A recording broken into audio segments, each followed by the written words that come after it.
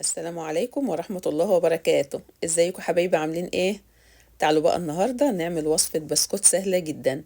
بسكوت اقتصادي مش مكلف ابدا، بدون بيض، بدون سمنة، بدون زبدة.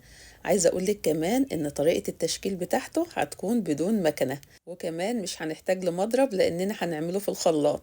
عايزة اقولك ان بجد البسكوت طعم طعامة ما حصلتش. يلا بقى نسمي الله ونبدأ الفيديو بتاعنا. بس بفكرك اعملي لايك وشير كتير للفيديو، كمان اشتراك في القناة.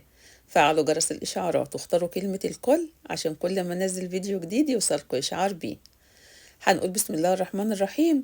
وفي شفشق الخلاط هنزل بكوباية من الزيت، ومعاها كوباية من السمنة، وعندي كمان نص كوباية من عصير البرتقال، ومعانا فانيليا وممكن نستغنى عن الفانيليا. وهنبدأ نشغل الخلاط. زودت عليهم كمان معلقة صغيرة من بشر البرتقال. تعالوا بقى على المكونات دي ما تنضرب كويس ونتأكد ان السكر داب. هبدأ انخل 3 كوبايات من الدقيق. هبدأ ب3 كوبايات الاول، وبعد كده هنشوف هنزود دقيق قد ايه. هنزل عليهم بمعلقة كبيرة مليانة من النشا او الكورن فلاور، معلقة كبيرة ممسوحة من خميرة الحلويات او البيكنج باودر، ومعايا رشة ملح. تعالوا بقى ناخد المكونات دي ونبدأ ننزل بيها على الدقيق بالمعلقة بقى، وهبدأ أقلب كده في الأول، وبعد كده طبعا لازم نستخدم إيدينا، مش هتحس بملمس العجين غير بإيديكي. تعالوا بقى كده نبدأ نقلب، بس بلاش عجن أبدا في البسكوت.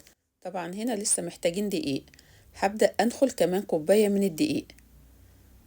هنزل بس كده الأول بالدقيق على مراحل، وفي النهاية هقول لكم احنا استخدمنا دقيق قد ايه بالظبط. هبدأ برضو ألم كده في العجينة لحد ما أحس بملمس العجينة. احنا عايزين العجينة تكون طرية، لأن البسكوت ده هنشكله بالقمع، مش هينفع في المكنة. طبعا لو هتستخدمي المكنة البسكوت العجينة هتكون يابسة شوية.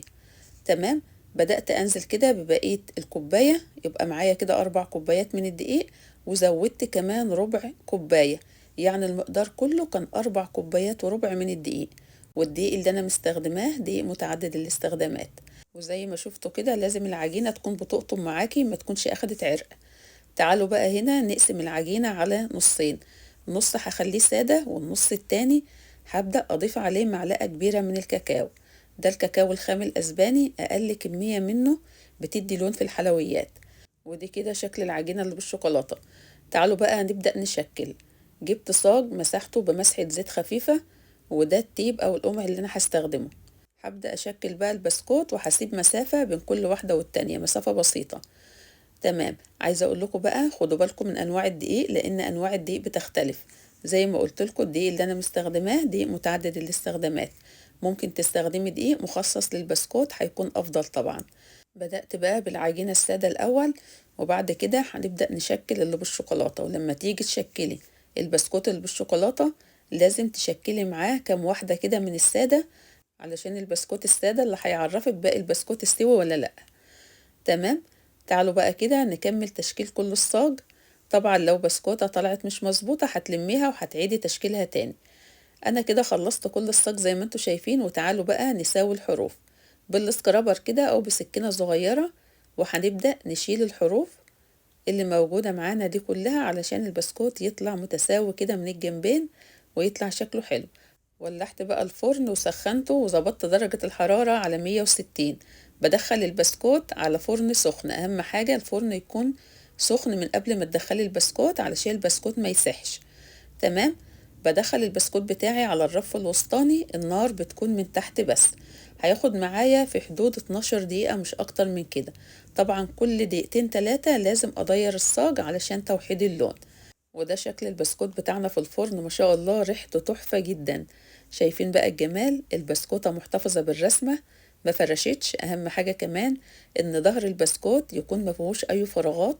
بصوا بقى الملمس بتاع البسكوتة، بسكوت هش وطعمه جميل جدا. اهم حاجة بقى علشان تحتفظي بالخرفشة اللي فيه ويفضل مقرمش معاكي لاخر واحدة، حطيه في علبة بغطا، وكمان ما تعرضهوش لاي رطوبة. يعني لما تاخدي منه تقفلي العلبة على طول. بصوا بقى المقدار ده عمل لي 4 صاجان، كمية حلوة ما شاء الله. هرصهم بقى كده على طبق التقديم، وبعد كده هنقلهم في علبة. نفسي بجد اسمحكم القرمشة اللي موجودة في البسكوت. عايزة اقول لكم بقى على حاجة مهمة جدا. في ناس ما بتحبش البسكوت يكون مقرمش قوي، يعني بتحب البسكوت الناعم. لو عايزة تعملي البسكوت ناعم يبقى هتستخدمي السمنة بدل الزيت. لو عايزاه بقى يكون يعني مقرمش كده وكمان فيه سنة من النعومة، يبقى هنستخدم خليط بين الزيت والسمنة. يعني هنستخدم نص المقدار سمنة ونص المقدار زيت. عملت معاكم البسكوت اكتر من مرة بالسمنة بس، وعملته معاكم بالسمنة والزيت. عايزة اقول لكم بقى ان للأمانة الخليط ما بين السمنة والزيت للبسكوت بيكون احلى، تحسي ان البسكوتة ناعمة كده ودايبة. اما البسكوت بالزيت بس زي اللي عملناه النهاردة، هو طعمه حلو ما شاء الله، والبسكوتة مخرفشة ومقرمشة، بس مقرمشة بزيادة. للناس بقى اللي بتحب البسكوت يكون بيقرقش كده معاها، هتعمله بالزيت بس كده. وده كان الفيديو بتاعنا النهاردة. كل المقادير هسيبها لكم مكتوبة في صندوق الوصف، بقوا شوفوها. ما تنسوش اللايك والشير للفيديو، وكمان الاشتراك في القناة. بحبكم في الله، والسلام عليكم ورحمة الله وبركاته. مع السلامة.